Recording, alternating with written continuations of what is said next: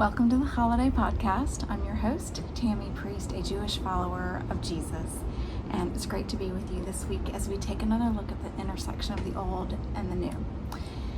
Now, usually we're sitting over some homemade challah on Friday afternoons at my dining room table, but if you are watching the podcast on video, you can see that we're not at my dining room table today. We're at the beach, which you may also be able to tell from the audio between the waves and the families that may start heading down to the water behind me. So I'll keep this kind of quick. We're on our first family vacation in more than a year, and it's been everything we needed. And we do actually have challah today, which I made here in our condo rental. But anyway, I've been sitting on this little deck every morning to read and to pray and to write, and I've had this view of palm trees whenever I'm out here.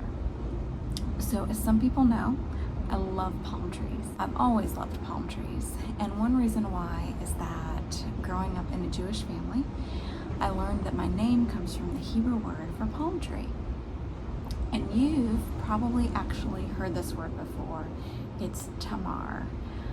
Yes, like that, Tamar, that widow in Genesis who disguised herself as a prostitute and tricked her uncaring father-in-law, Judah, yes, that Judah, to gain the security and the love that she craved. So pretty scandalous, that Old Testament palm tree, which honestly made me a little uncomfortable growing up to share a name with such a broken person.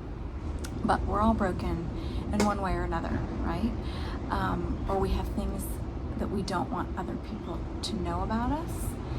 In fact, sometimes we hesitate to do something for God because we're worried people might bring up our past mistakes or our struggles. But I want to share something I learned about Tamar after I started following Jesus. So the very first woman mentioned in the entire New Testament is Tamar. That Tamar.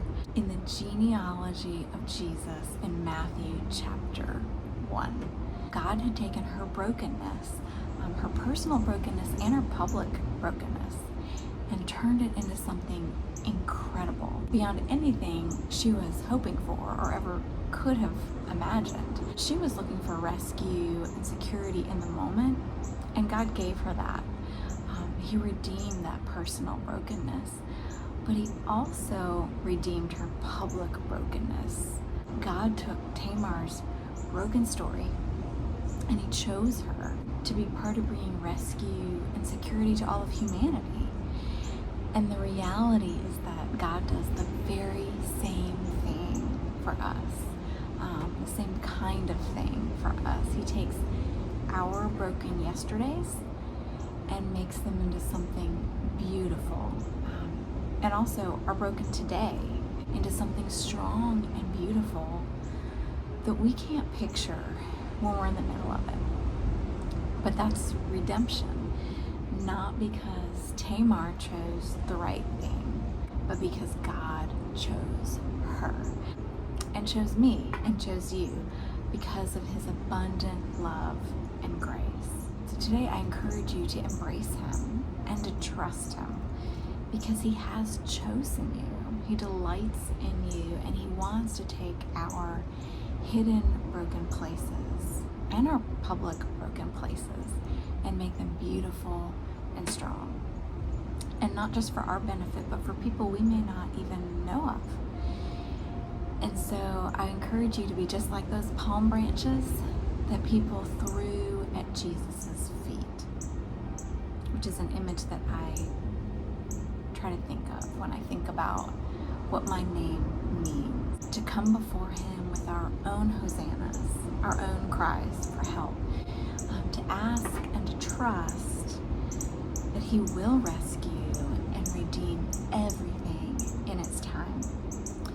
And so today, as we sit here with these palm trees behind us, I pray that you're able to rest in him, offering him your own personal hosanna on this challah day.